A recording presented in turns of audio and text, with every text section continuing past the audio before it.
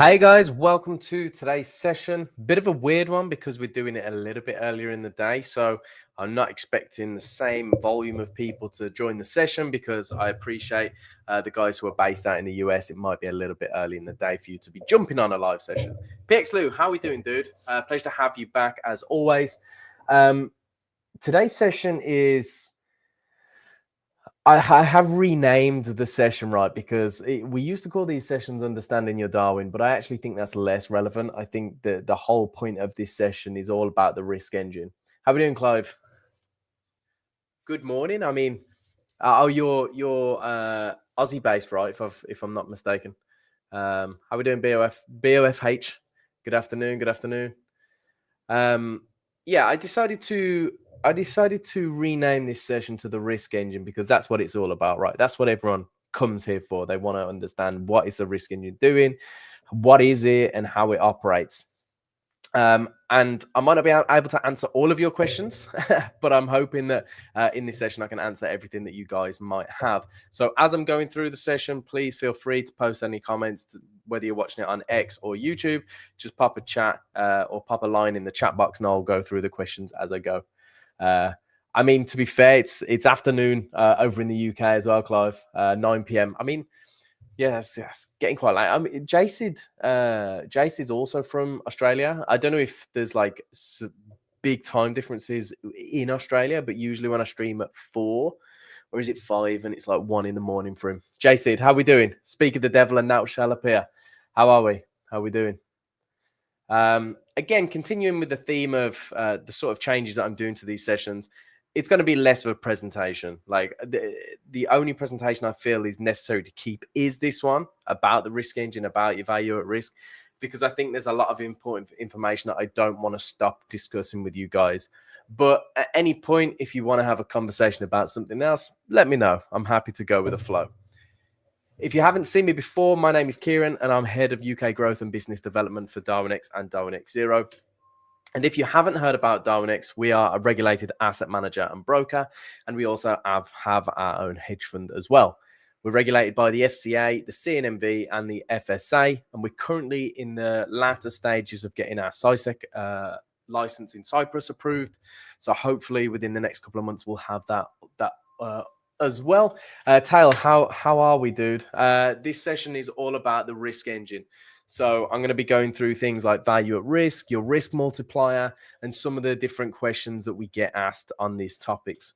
But as per usual, I will answer questions from you guys in the audience as well if you have anything specific that you want me to cover. Back to the session, we have over $100 million invested by third-party capital. So this can be retail investors, high net worth clients, family offices, etc. And we have over 10,000 active trading strategies also. Our main job is to find the best trading talent on the market and to get investors to capitalize them traders. And I like to think of Darwinex as kind of a flywheel. We need the best traders, we need the best investors, and Darwinex needs to do its best as a business. If all cogs in that wheel move together, then the flywheel speeds up. If we run out of traders or no one wants to invest or Darwinex does something shady, the flywheel breaks and everything comes crumbling down. So it's crucial that we get all three growing simultaneously. On the train, wow, Tail, that is dedication. Like I say, we're doing today's session at a little bit of a different time because I've got some things this afternoon that I can't get out of. But actually, the number of guys viewing it so far isn't dissimilar to usual. I thought that we'd probably have a drop in numbers purely because we're a little bit too early for the US session. And the US guys are probably warming up for the day. But after that PPI hit, that was a pretty decent move. I mean, I don't watch the news too much anymore now that I'm more of an algorithmic trader. But when you've got a few charts open and you start seeing those spikes, I mean, I was taken out of a dollar-yen trade, but I was taken out with trailed profit, so it was all good. It just kind of is what it is. But yeah, pretty decent move today on the PPI front. So I'm presuming that the US traders are tied up right now. PXLU said, continuing our discussion from yesterday regarding my drawdown, is there any disadvantage for me having basically my max drawdown when I start Darwin instead of later on in the journey, risk engine wise too? From a risk engine perspective, there's no difference, right? Your max drawdown is your max drawdown.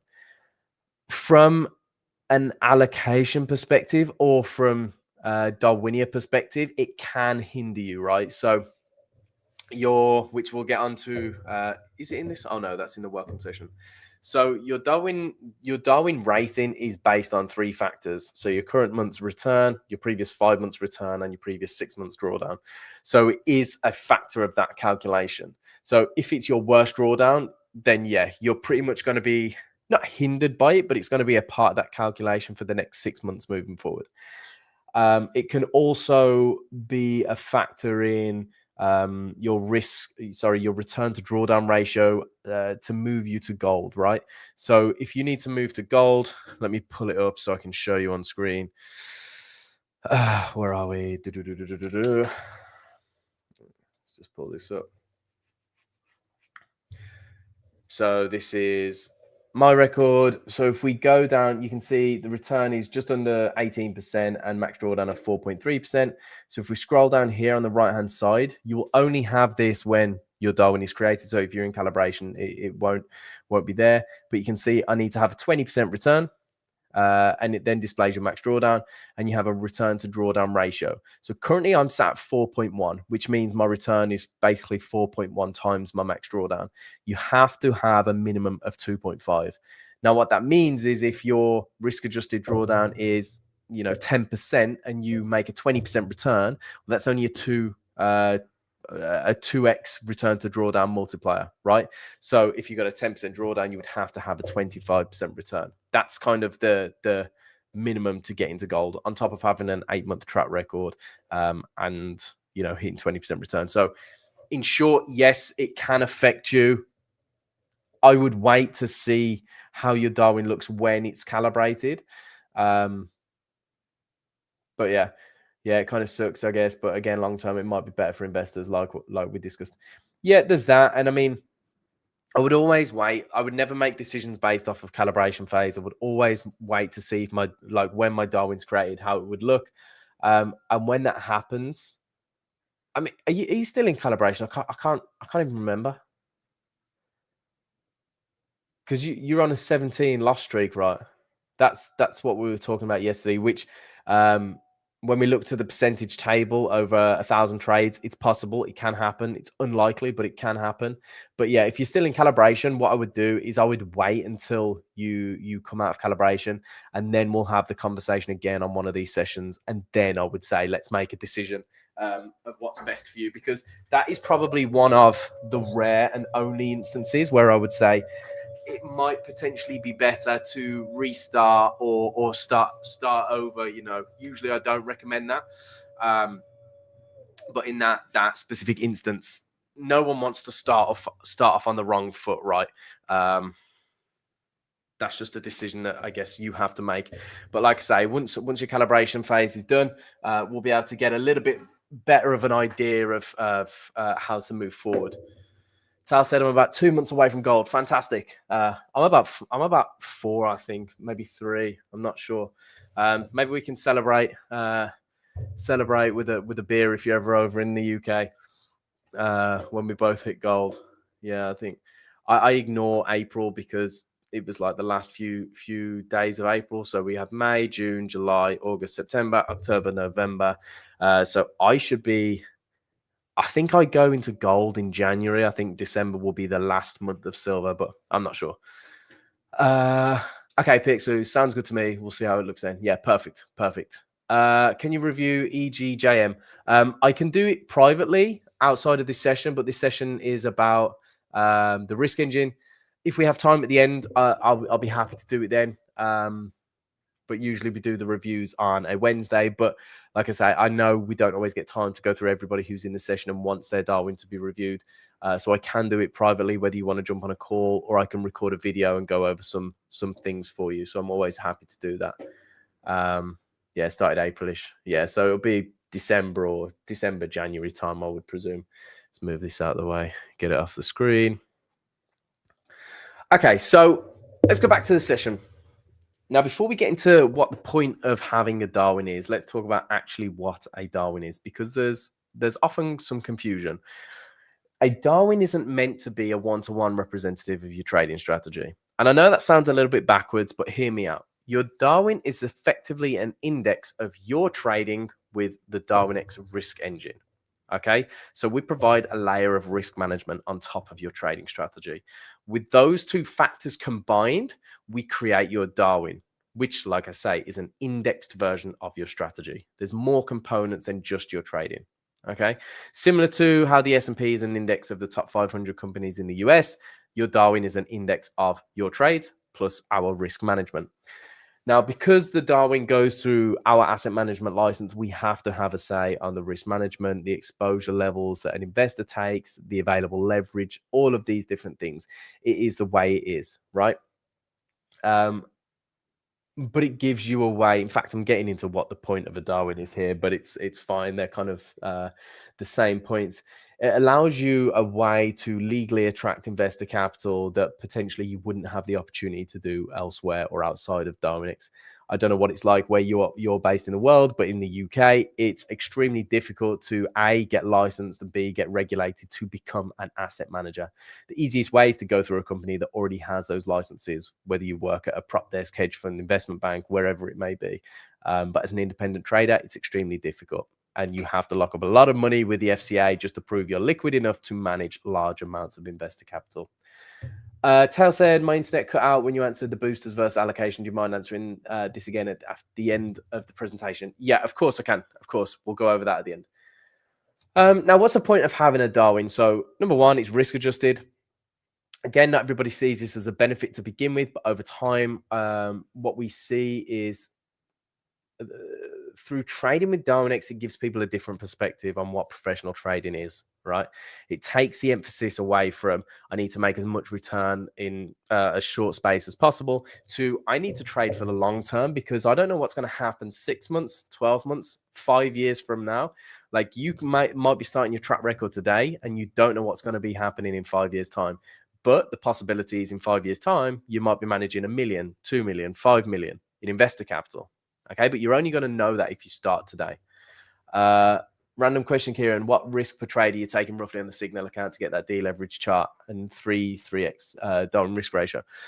So it depends on the strategies. So everyone is, or at least most people who come to these sessions is familiar with how I structure the portfolio. There is 27 strategies running simultaneously on XAQP, and they all trade really, really low size. So if I bring over my terminal, take a look at the history. So you can see it's taken $33, 46, 60, minus 30, 150. So it's very, very low size, right? But you can see there's a disparity in the numbers per trade. Like there's not kind of one risk per strategy because each strategy is operating at a different risk level. The only thing is every single trade operates with a risk per risk percentage per balance. So there's no kind of fixed lots or anything. But like I say, it's risking tiny amounts relative to the size of the stops. Yeah, hope that answers your question. I do have a couple of other Darwins. I have BYXB.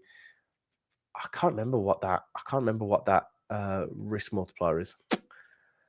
Senior commissions, does that minus 300 lower your Darwin return as well? Yep, everything affects the Darwin quote. So commissions, swaps, all that sort of stuff will go into it because that's what an investor is going to pay when they're investing into your Darwin. So we have to make it as lifelike as possible. Hence why there's commissions and spread on the trades. I won't go into the details, but it allows us to get a more accurate alpha cap on the strategies. Again, I've already covered it, but you come under the Darwinex regulatory compliance when you're trading through Darwinex. Your Darwin, like I say, you don't physically touch the AUM. You never put it in your back pocket and trade with it.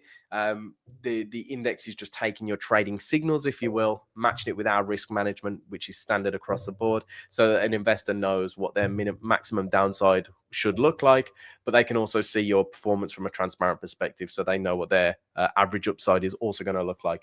We have to structure things in the way that we do for regulatory purposes. And again, I get a lot of questions. I think there was a discussion in the Discord. It was either this, I think it was this morning. It was either this morning or yesterday.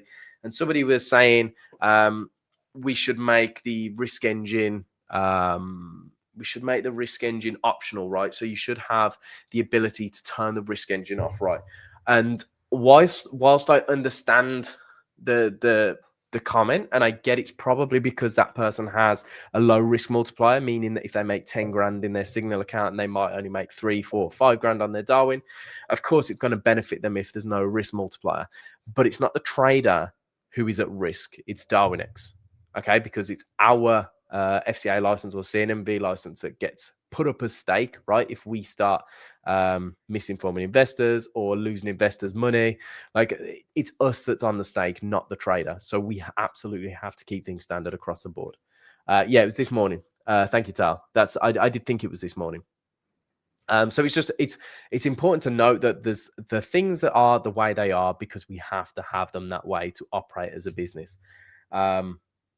But to go and do it yourself, it's going to be extremely difficult, and more power to anybody who wants to do that. But to get regulated, it's going to cost you a lot of money, a lot of time, a lot of energy.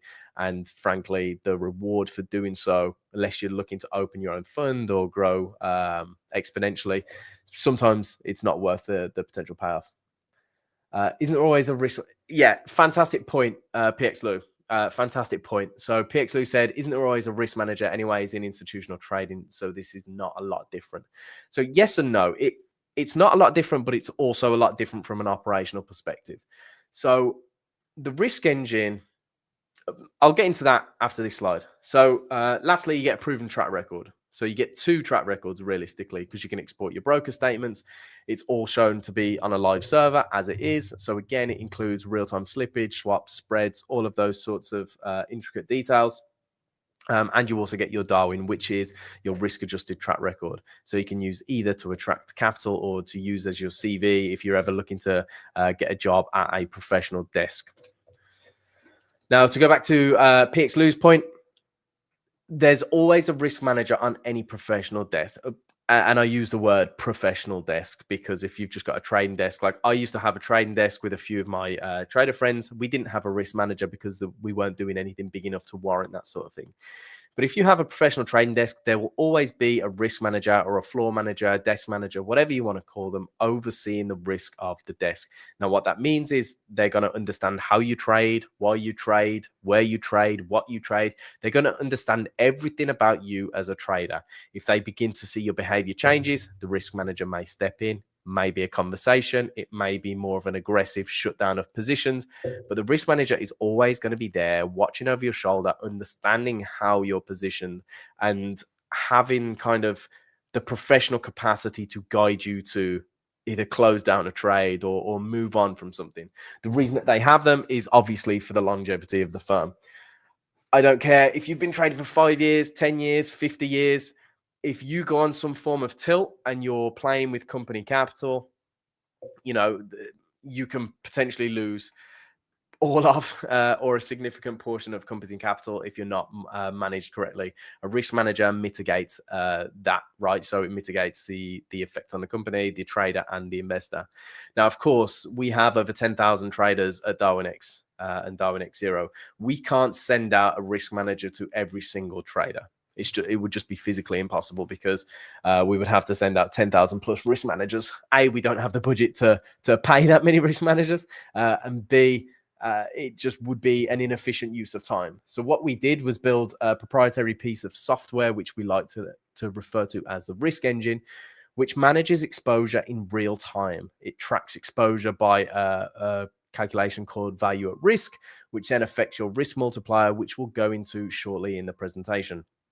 But this is actively updated in real time, 24 hours a day, and looks at your behavior as an average. Okay, so it tries to take a holistic approach looking back at your previous behavior to understand out of the norm behavior, if that makes sense. So if you decide to increase risk slightly on a great position, it's not going to step in your way and go, well, that's a little bit more than you've risked yesterday or the day before. You know, it will take an average over the past 45 days and 6 months, compare the two, and it will look at it. And as long as you're not, 10x in your risk on a trade and giving it a bit of a hissy fit, the risk engine's going to look at it and go, okay, well, we'll see what the trader does, because as an average, it might just bring your average up slightly or lower it slightly.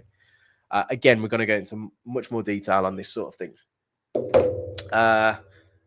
Tal said, well, Darwin has no drawdown. There has to be a risk, or the prop firms do use the drawdown rule. Yeah, so there's no max drawdown or anything like that. Drawdown's also a pretty poor measurement in my opinion to measure a trader. Okay. A trader can go through a fantastic period of a year or 2 years without experiencing a large drawdown. They might make a load of money, but if their exposure is really high, it's kind of like they're masked behind this low drawdown. Again, it depends on like the longer their record is or the longer their performance stands out. It's kind of like the risk of that trader blowing up or that trader taking too much exposure is kind of minimized. The perfect example of this is the Whacker Whack at EA. Had a 5-year track record with a max drawdown of like 12%. It was super consistent, but it was a martingale, right? So it was kind of destined to eventually blow up. And then in 1 month or even less time than that, I think it was 2 or 3 weeks, it went on a 70 to 80% drawdown and just absolutely spiraled. Now, if you'd have looked at the max drawdown, you'd go, well, this is a pretty safe strategy. It has a fantastic risk-adjusted return overall, but the exposure was really high. But it was masked behind the low drawdown because the Whacker Whacker EA went through 5 years of fantastic market conditions, but within such a small space of time, it gave everything back to the market and then some. So we have to be really careful with like what sort of measurements that we're looking for. Of course, drawdown is a fantastic measurement to understand how a trader behaves whilst in drawdown, what their average recovery looks like, how far, what's their expectancy to the downside when they do go through a drawdown and all of that sort of stuff. But I don't think it's a fantastic measurement of trader skill, personally. Clive said, if you ever find the time, would you ever consider doing a few episodes either via Darwinex or solo about automated trading just out of interest? Sorry for being off. Of course. I can do both. I can do it through Darwinex, or I can do it solo.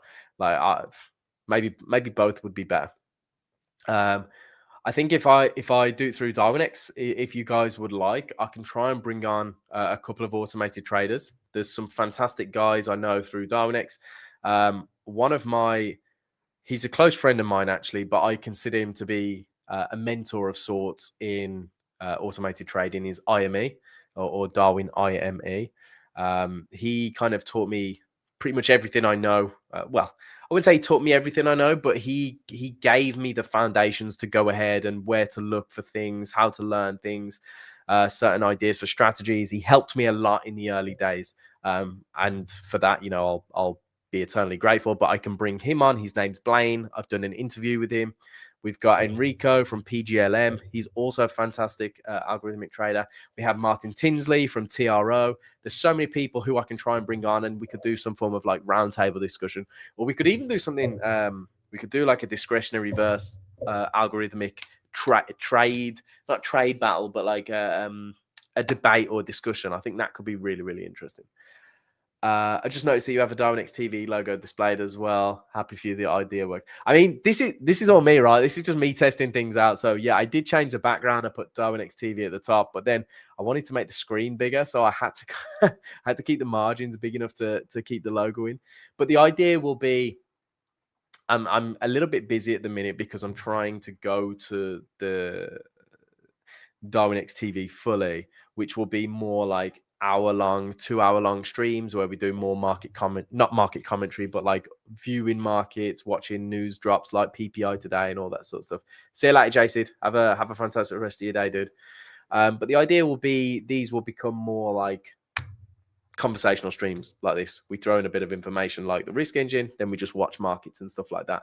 I bring guests on and just do different things. I think that's way more entertaining, and it's a way better use of my time and your guys' time as well. Tal said, I kind of stopped trading silver since I went to 38% drawdown, and I think for Darwin that's too bad. I also don't want to see 38 red on my dashboard if I ever went to real user funds. After 6 months, I'm still at 4.81, so I'm very, very happy. Well, fantastic work on the low drawdown now. 38% drawdown. Are you talking about at Darwin level post risk adjustment? Because I don't think I've ever seen a Darwin with that higher drawdown. Could be wrong. Or was it a 38% drawdown at Signal account level? Clive, that sounds incredible, Kieran. When you're ready, awesome. Yeah, I'll get that. In fact, message me on Discord or any social media platform just to remind me, and I'll stick it in the diary, and I'll see when we can get one of those sessions up and running. Heard you talking about WW to this day. I still use it, to be fair. Just fix lots, max drawdown, and some grid settings changed. Yeah, I mean, I think if you Waka Waka was great, right? I used it. I used it myself, and I actually I was using it when it went into drawdown. And I shut it off at 30% drawdown because I knew the risks, right? I knew that if it surpassed 30%, it was likely going to get a lot worse. But it is all about the parameters. It's all about, like I say, this is BYXB. This is my MT4 terminal. Let me show you how many trades I'm in. Like, these are all open positions, right? It's an active grid trading. Takes similar trade. Well, it takes every trade that XAQP takes, but it also has a carry trade system and a grid trading system as well. So you can see it's a very low efficiency carry trade system. But if we look at like GBP SEC, for example, you can't highlight them all. So from there to there, if we look at the swaps, all positive swaps. So what I'm doing with those, as an example, have I got a GBP SEC chart open? I don't think I do. It's the same with dollar SEC. So we'll bring that up. Where is it? It's the USD SEC. So the goal with this is to just get in as many positions, rack up the positive swaps, and then just wait for it to hit target. Of course, there is always a risk of this blowing up, right? Of course, I'm not stupid. I understand that. That's why I always say BYXB is kind of a test account for me. That I don't really do too much with it. Just test certain things. And it pretty much sits in hefty drawdown for a period of time whilst racking up small wins, and I'm happy with that. Like I say, it's just a little bit different for me. Whereas XAQP has a full FIFO compliant strategy. Like, it's always closing a trade before it gets in another one. In retrospect, like per strategy, for the most part anyway, that all trades have a stop loss. Whereas BYXB, where I have the grid and the carry stuff, of course, that adds an element of risk where I am trading without stops on those positions, which is why it's not a portfolio that I talk about a lot. But it's more for me to just test certain things. But again, I run it at super low risk. So like you say, I'm using 0.01 lots on a 100K account. So the wins are, if we take a look at the wins today, $1, 35, which was 2 trades from XAQP, 60 cents. So it's nothing crazy, but I'm just hoping that over time it stacks up.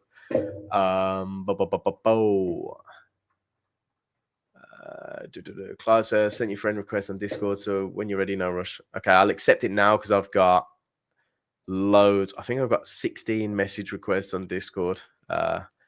So I'll accept it now whilst it's in my mind. There we go. Awesome.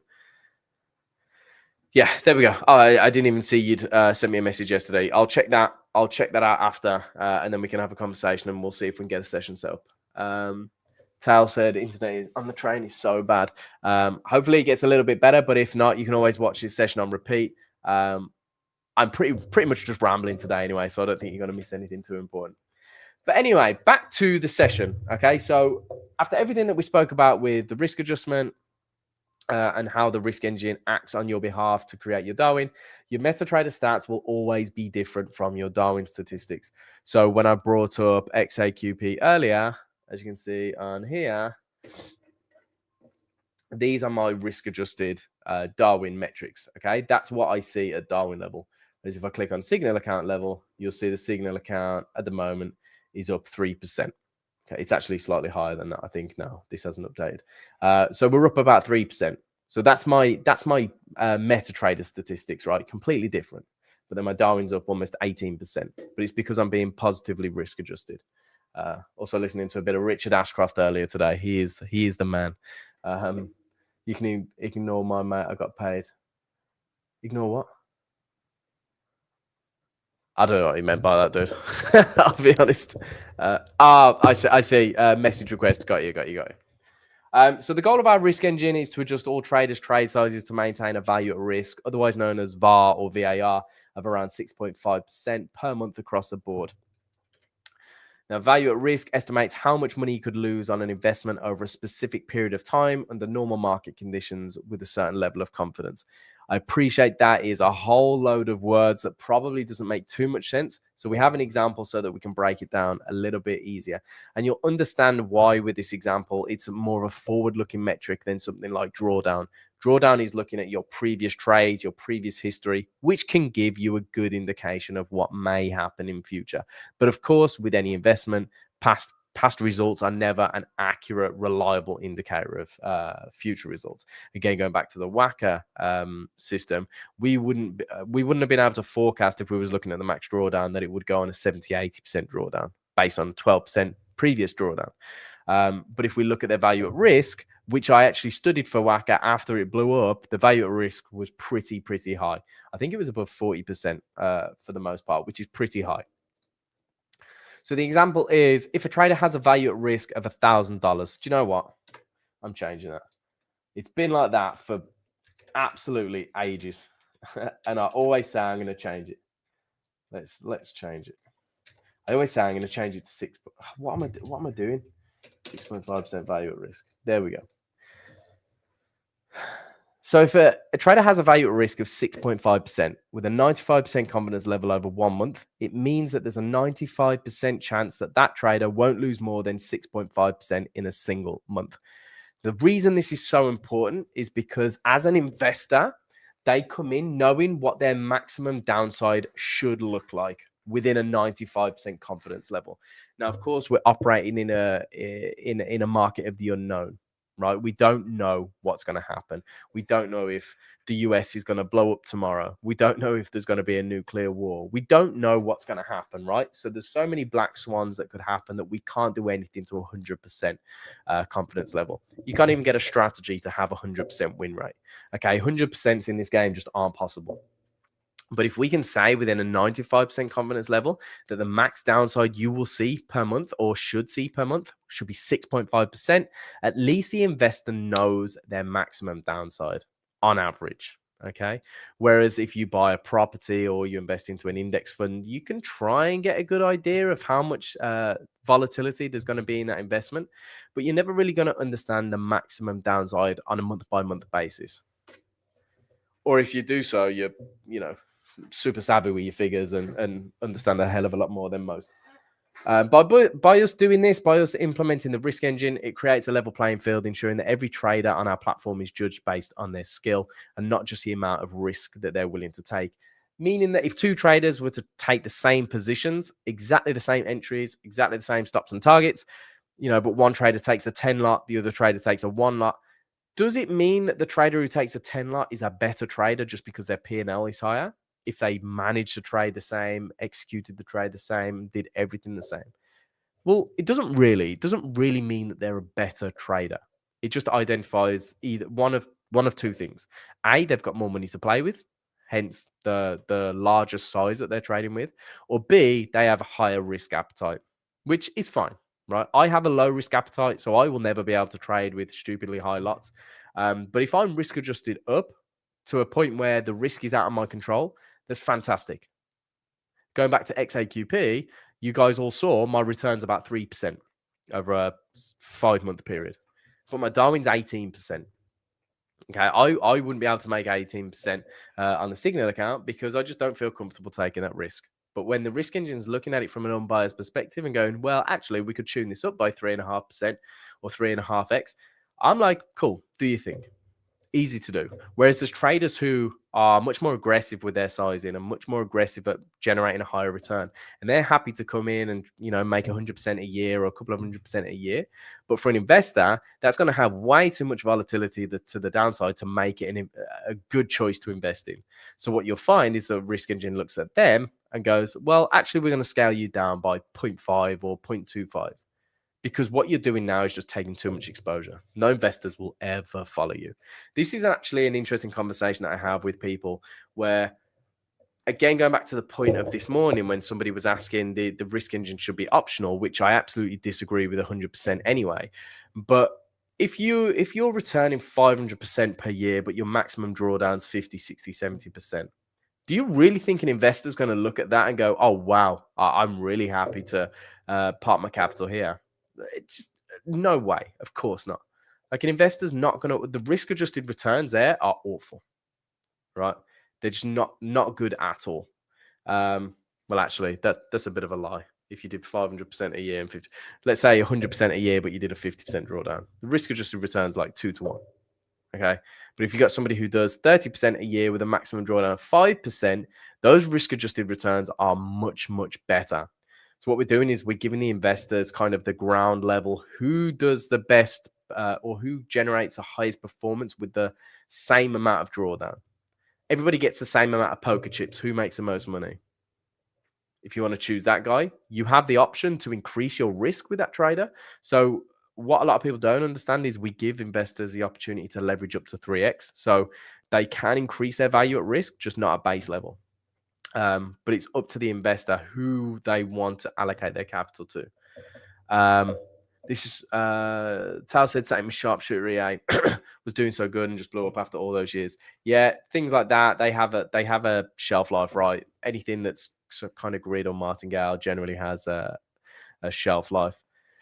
I agree with you. I only trade 5 pairs and the same lot sizes and 10% stop loss. Yeah, as like whatever works for you, you just got to stick to it, man. Stick to it. Clive said, this is something I need to fix. My exposure is way too high. I mean, just bring it down slowly. Take some time and try and bring it down slowly so that the risk engine doesn't have a hissy fit and it kind of keeps your equity curve as stable as possible. I'll go into, when we bring up the value at risk chart in a moment, I'll go into kind of the data behind that. Linux Services said, I built a risk engine for my EA. Oh, interesting. Okay, so you kind of built a risk engine, I guess, within the EA, so it'll monitor exposure actually on a trade-by-trade basis. That's super interesting, dude. Congrats to you. So at this point, you might be wondering why we use 6.5% value at risk. And actually, it was far, far higher than this in the past. I think we had it up to 20% value at risk at one point many, many moons ago. But in short, 6.5% value at risk is a similar level to the S&P 500's risk level. We know investors are familiar with that, and they're proven to tolerate that volatility over an extended period of time. So what we're doing is adjusting your strategy to a risk level that we know meets investors' expectations and risk tolerances. And again, like I say, you might find that some investors have a higher risk tolerance. Well, absolutely fine. They can leverage your strategy by 1, 2, 3x. Okay, so they can get a higher return. However, of course, that would mean their drawdowns would also be higher. That's fine for some investors, but it's not fine for all of them. So now we have the value at risk chart on the screen. You don't actually get this 6.5% line on your chart. So this is just something that we've added to make it easier. But that 6.5% line is kind of your target, right? That's what we're risk adjusting you to. So you can see that at the beginning, the trader was roughly 2x 6.5. So they're roughly sat around 13% value at risk. And you can see the arrows are pointing down, which, you know, is what it says on the tin. At this point, the risk engine will be tuning your strategy down at Darwin level, pretty much at 0.5x, at least at the beginning anyway. So if you're taking 10 lots on your Signal account, your Darwin's going to be trading with roughly 5 lots. Okay, give or take 0.1 or 0.2 lots either side. This is, however, an organic living and breathing chart that updates in real time. So as your value at risk drops, your risk multiplier, which is the self-balancing mechanism between the two, as your VAR drops, isn't VAR also in soccer? Yeah, but they stole it from us. Don't listen to the guys at FIFA. But yeah, VAR is all. I always think that when I say at the beginning of the session, value at risk, otherwise known as VAR. But actually, funnily enough, you're the first person who's mentioned that. As your VAR is dropping, your risk multiplier will rebalance itself and will increase. Same if your VAR is increasing, your risk multiplier will decrease over time. Again, let me bring up my Darwin so I can show you guys that. Because your risk multiplier, this is private, only you can see it. But you can see that ever since I've started, my risk multiplier was 4.81. Okay, so if I took a 1 lot trade, my Darwin would be taking a 4.81 lot trade. You can see it's slowly been coming down over time. Nothing really dramatic. And at the moment, it's about 3.38x or 3.36x, sorry. The reason for the drop for XAQP is because I've been adding more strategies. So we started at about 8 strategies over here, and then over time we've worked our way up to 27. Although in the same time I have dropped the risk per trade on each of those strategies. So to kind of combat this, but it makes no difference to me where my risk multiplier is. If we take a look at my value at risk, you can see it's super stable, but it has, again, it's been increasing ever so slightly since the beginning. So we started at just around 1%, slightly higher, and we currently sat at 1.93%. Again, I know it's because of frequency, because I've added more strategies to my portfolio, so it is trading a lot more, hence taking more exposure to the market. Now, this might not look like a big difference, really, going from 1 to 1.93, but it's almost 100% increase. Okay, so almost 100% increase in value at risk. So whilst it's not a lot numbers wise, there is a big jump, which again is why my risk multiplier has been dipping ever since I started. But I am so agnostic to that. I really don't care whether it's going up, down, left, right, diagonally. I don't care, because I know that the risk engine is finding the optimal way to increase my return whilst keeping my drawdown as low as possible. All I've got to do is trade and make sure I'm doing what matters from a trader's perspective. All I need to do. Back to the session. Is that zoomed in? That's defo zoomed in, hasn't it? Let's go back up one.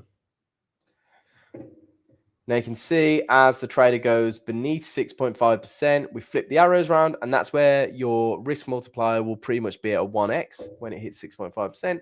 Anything under that, the risk engine is going to be tuning or increasing your risk at Darwin level.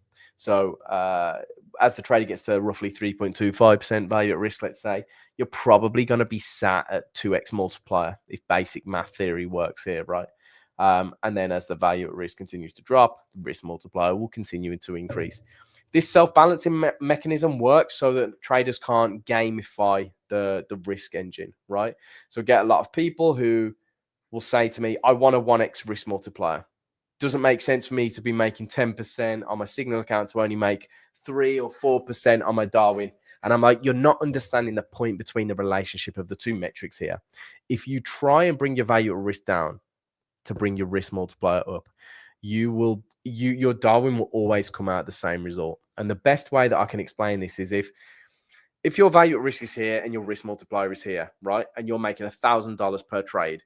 If you bring your value at risk down to bring your risk multiplier up to 1x, you're now only making $500 per trade, okay? Because you brought your risk down. So if your risk multiplier goes from 0.5 to 1, okay, 0.5x of $1,000 is 500. Okay, so they've made $1,000 on their Signal account, but they've only made half of that on their Darwin. But if they bring their size down to reduce their value at risk, now they make $500, but they've got a 1x risk multiplier, they still only make $500 on their Darwin. She's completely exactly the same as when they had a 0.5x risk multiplier. The whole thing is designed to self-balance so that the Darwin always comes out to the optimal result. So 1.4 is not per se bad. There is no good or bad, right? That's one thing that I'll go over in a second. There is no good or bad, which is on these FAQs. I usually skip them, but I'll go through it for you. Okay, so I have just shown you this on my account, but this is where you can see your live trades. It is a proprietary metric, so only you can view your own one of this. Obviously, I've just shown you mine, but I'm in no trade, so it doesn't matter. You have the Darwin risk multiplier, which, as you can see here, is 2.32x. You have the current closure rate, which shows if the risk engine has intervened at any time in your trades. So it monitors exposure at 2 times. Firstly, when you open a position, it will recalibrate how much lots it needs to open at Darwin level. So at this point, if the trade is opening a 1 lot, the Darwin is going to be opening 2.32 lots. That's the first time the risk engine gets involved. The second time is whilst you're in the trade, the risk engine will be monitoring your exposure by a metric that we call deleverage. If your deleverage exceeds a certain threshold, then the risk engine can close some portion of your position. This can happen if your trading behavior changes. Let's say you're a scalper and then all of a sudden you're holding a trade for 3 weeks. Of course, it's out of the norm behavior, so your deleverage is going to increase and therefore the risk engine may get involved. Or let's say you're trading through a black swan event and the market volatility increases and the assets that you're trading, the volatility increases massively, again, that can cause your deleverage to increase, therefore meaning the risk engine may get involved and shave off some of the position. Okay, so that's where you will see that. Then it shows you beneath that any trades that you're in. So you can see here the trade is in a Kiwi yen short. They've got 1.2 contracts open, and the Darwin has 2.79 contracts open, or lots, because they have a 2.32x multiplier. I've already gone through that. That was just basically trader A and trader B, how they'll be scaled up and down to meet in the middle, based on how much risk they take. So your strategy's value at risk depends mainly on 4 factors, but I like to split these down into 2 separate categories. So we have the first category, which is strategy-specific information. So the volatility of the assets that you trade, your trade frequency, how many trades you take, and the duration of your trades. You know, how long you hold your trades open for. Those are very strategy-specific, and I don't ever recommend changing these to suit anything for Darwinex. It doesn't make sense. Just keep trading the way that you trade. Of course, the higher the volatility of the asset, the higher your value at risk will be inherently. The more trades you take and the longer you hold those trades, again, the higher inherent exposure you are taking in that strategy. Doesn't mean it's bad, doesn't mean it's good. It's just an inherent risk factor of that system. Number 4, however, and the second category, which is the one in its own, and is the only one that I would recommend playing around with if you did want to play around with your value at risk or your multiplier, and that is your position sizing. So how much risk you put per trade. If you want to increase your value at risk, then of course, risk more per trade. If you want to decrease it, of course, risk less per trade. But that's the only one where you don't have to physically change your strategy to change your value at risk. And it's the only one that I would ever recommend sort of playing around with if you ever wanted to. I also forgot to mention when we was on here, what was it that I was going to say? Oh, yeah. I was talking about exposure, wacko, wasn't I? So what we've noticed with this, and going to the questions at the end, similar to what Tail just said, I can't highlight this, can I? Is it bad? So this is question number 5. Is it bad to have a high or low multiplier? And I always say it's neither bad nor good, right? It's all about what you do with that multiplier, I suppose. It's an unbiased calculation of the exposure of your system. Simple as. It's not good. It's not bad. The only thing that we will say, which is what we've seen over the past 13 years, having ran Darwinex and seen tens and tens and tens of thousands of traders. If your value at risk is above 30%, you have an exponentially higher chance of blowing up your account. That's not me saying it out of some bias or favoritism towards certain traders. That is saying if you cross over 30%, there is an exponential increase in the chance that you blow your account. Doesn't mean it's guaranteed, and it doesn't mean that it's not guaranteed that somebody below 30% won't blow their account. Okay, it just might mean that they bleed out their account over a slower period of time. But what we see is any traders, it's like the if you've ever seen the exponential curve, right, is there might be a slight increase. The more risk you take, there's a slight increase of chance or probability of you blowing your account. As soon as you hit 30%, the steepness of that curve gets way, way higher, creating a more exponential chance of you blowing up your account or going into a significant drawdown that, you know, is pretty much unrecoverable from, thinking 70, 80, 90% drawdowns. So that's something to bear in mind if you do have a high value at risk. Again, I wouldn't argue that it's good nor bad. I know some fantastic traders who have 40, 50% value at risk, but ultimately, as good of a trader as they are, and the majority of them understand this, they take a lot of risk to generate their return, which is fine whilst it works. But, you know, if it ever turns around, it can come back to bite them in the rear end. So it's just something to be aware of. I always say, just try and get underneath that 30% and put yourself on the side of the probabilities, right? Try and lower your exposure slightly, get on the right side of that probability scale, and just let your system do its thing. Now, I'm not going to go through the other FAQs because they're very basic questions, and everybody should kind of know the answers to these anyway, because they are super, super basic. So finally, I just want to say thank you all for attending the session. I do have to shoot in 5 minutes, but I'm going to give you guys a minute or two just to put any kind of final questions in the chat, and I'll go over those before we call it an end to the session. Tal said, since I kind of trade the same on my 2 accounts, but they're 0.7 difference from each other, 0.86 1.4. Do you take exactly the same trades? You might run into a correlation issue, but if you're doing like certain different things, then you should be okay. GU went up last 2 days and I needed it to go down. Closed it today with a $4 profit. At least I'm out. Yeah, I know that feeling, dude. I know that feeling. There's nothing worse than being sat in a position for days and getting that pain and that aggravation, and then all of a sudden coming out, break even. That's the worst feeling. Clive, thanks for your time. Yeah, I appreciate it, dude. Thank you for your time also. Without you guys, these sessions I always say it kind of tongue in cheek, but it's true. I'd just be a weird dude sat here talking to a camera. I mean, technically, I still am a weird dude sat here talking to a camera, but at least there's guys listening to me.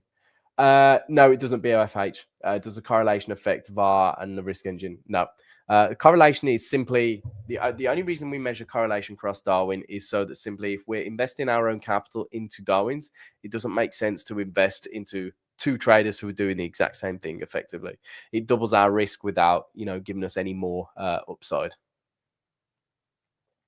Well, it gives us more upside, but it's a correlated upside.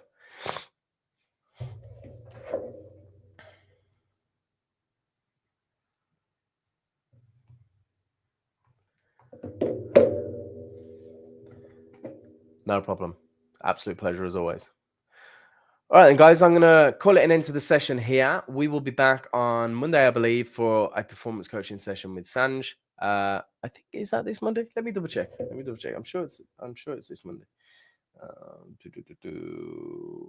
Yes, 4 p.m. 4 p.m. In the coming Monday, we will do a performance coaching session with Sanj, and then we will resume Darwinex TV on Tuesday moving forward. So, guys, I hope you all have a fantastic end to your week and have a great weekend as well. Next stream is next week, correct? Yes, correct. So we have one on Monday, but I don't run that stream. I'm there as a participant, but I don't run that stream. That's Sanj. And then back to normal on Tuesday, where it's me taking over. Okay. So, guys, have a fantastic rest of your day, evening, morning, wherever you're based in the world. JSID, I think, has gone, hopefully to get some sleep because it's late in Australia right now. You too, Clive, go get some beauty sleep. And I will catch you guys next week. Have a great weekend, guys. Peace out.